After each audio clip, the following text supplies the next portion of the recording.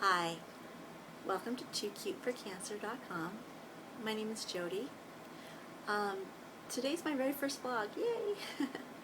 uh, Today I'm going to be talking about the stages of breast cancer in a different way. The feelings, the stages that your feelings go through.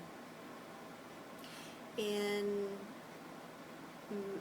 1999, May 1st, I went into the doctor's office expecting to be given a clean bill of health, saying that the lump that they found in my mammogram was a clogged milk duct, a shadow, whatever. And the words, "You have breast cancer," was not one of the words that I expected. My first feeling was one of absolute complete shock, as I'm sure you probably guessed. The second feeling was absolute fear, not for myself, but for my children. My thought was, I'm not going to see my boys graduate. Who's going to take care of my daughter? My daughter back then was 4 years old. And just my thoughts started racing, and I felt like the ground was going to fall beneath me, and I was stunned. The second part of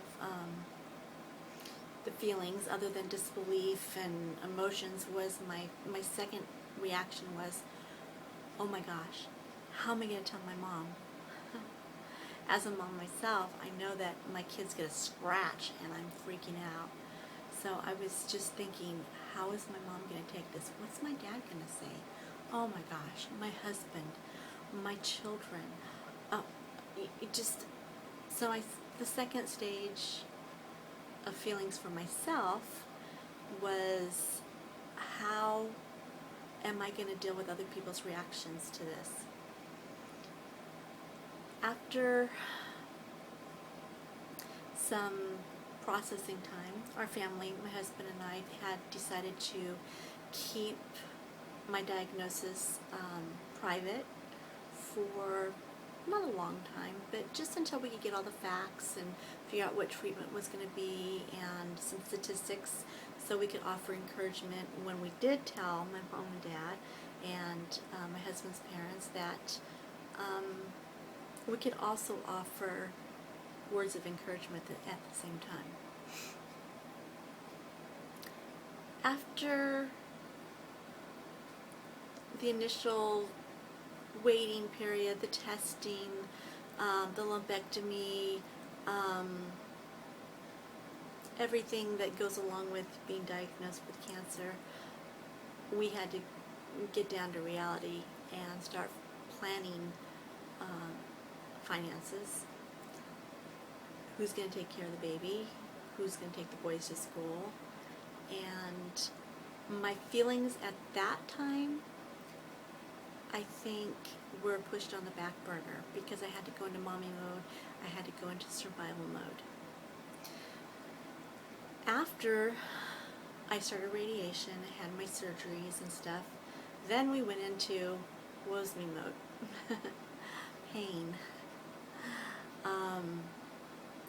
And again, for me, I felt like I had to protect others from feeling bad about me because I was in pain and I was suffering, but I had presented such a positive attitude from the very beginning. I felt like I really couldn't truly be myself when I needed to be. And I think that's where many cancer survivors, especially women, kind of go wrong.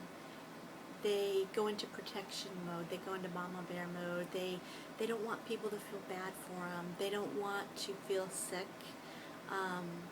They don't want to get the sad eyes or, oh, how you doing? They don't want that. You already have your own feelings to deal with alone, and you're trying to process that. you really don't want to have to deal with someone else's feelings of grief. Well, I'm going to stop now. That's a 5-minute vlog, and my husband says that 3 minutes is good. But of course, as usual, I talk too much. Stay tuned for the next vlog and the next stages and the next feelings that I'll be discussing, and I'll also be discussing how I dealt with it and how I found comfort and experienced encouragement and lessons learned along my journey. Thank you for tuning in.